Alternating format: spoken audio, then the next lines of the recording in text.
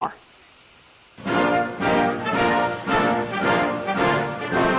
years ago, President Bush landed on an aircraft carrier and made a statement that has become infamous. Major combat operations in Iraq have ended.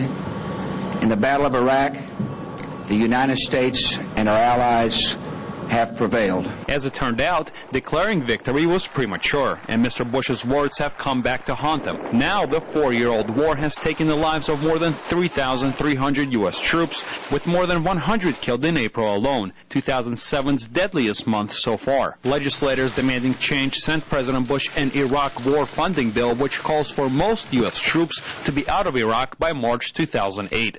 As expected, President Bush vetoed the legislation. It makes no sense to tell the enemy when you plan to start withdrawing. All the terrorists would have to do is mark their calendars and gather their strength and begin plotting how to overthrow the government and take control of the country of Iraq. The $124 billion war spending bill, which would have funded the wars in Iraq and Afghanistan, called for the withdrawal of U.S. troops to begin in October. President Bush called the timetable an admission of defeat. Democratic leaders urged the president to approve the measure. A bipartisan majority of Congress sent the president a bill to fully fund our troops and change the mission in Iraq. The president refused to sign this bill. That's his right, but now he has an obligation to explain his plan to responsibly end this war. Thomas Mann, a political expert at the Brookings Institution, says the stalemate between the White House and the Democrats is far from over. The first thing they will do is have a veto override vote in the House. That will fail because they need 2/3 of the vote, but Democrats are determined to put Republican members of Congress on record as often as they can in support of the war.